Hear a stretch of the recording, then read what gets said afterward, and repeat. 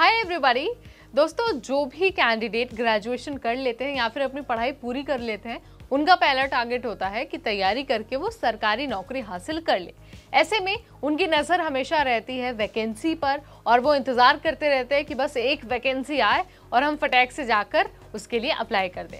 अगर आप भी तैयारी करते हैं सरकारी नौकरी की, इंतज़ार करते हैं सरकारी नौकरी का, तो आपके लिए बड़ी अच्छी खबर है। खबर आ रही है हरियाणा से, जहां पर प्राइमरी टीचर के लिए बहुत सारी वैकेंसी निकल गई है। बहुत सारी यानी कि करीब 1500 पोस्ट, यानी कि 1500 एलिजिबल कैंडिडेट्स को सरकारी नौकरी मिलने वाली है, वो भी प्राइमरी टीचर के पोस्ट पर। सो क्या होने वाली है डिटेल, आपको कहां पर जाकर फॉर्म भरना है, कब तक फॉर्म भरना है, क्या कुछ आपके पास क्वालिफिकेशन होनी चाहिए, चलिए सब कुछ बता देते हैं इसी वीडियो में।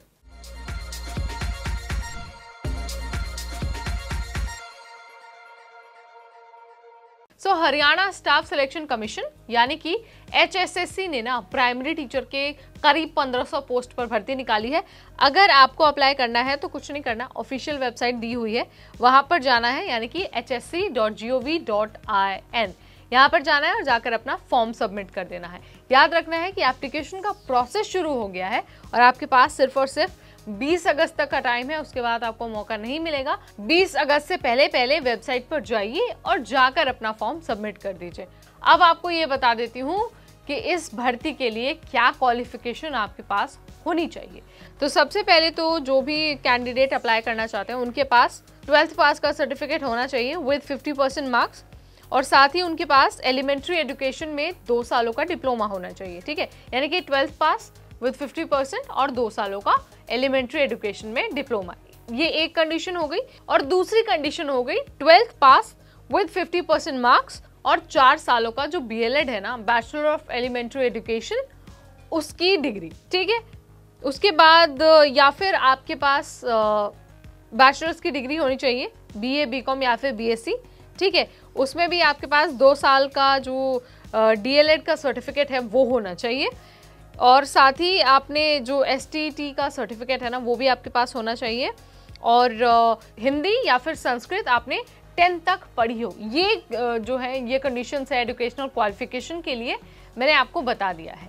इसके अलावा अगर हम एज लिमिट की बात करते हैं ना, तो प्राइमरी टीचर के लिए जो मिनिमम एज है वो 18 साल है, मैक्सिमम एज 42 साल यानी कि 42 ईयर्स है। इससे कम या फिर इससे ज़्यादा अगर आपकी एज होती है तो आप अप्लाई नहीं कर पाएंगे इस भर्ती के लिए, इस बात का आपको ध्यान रखना है।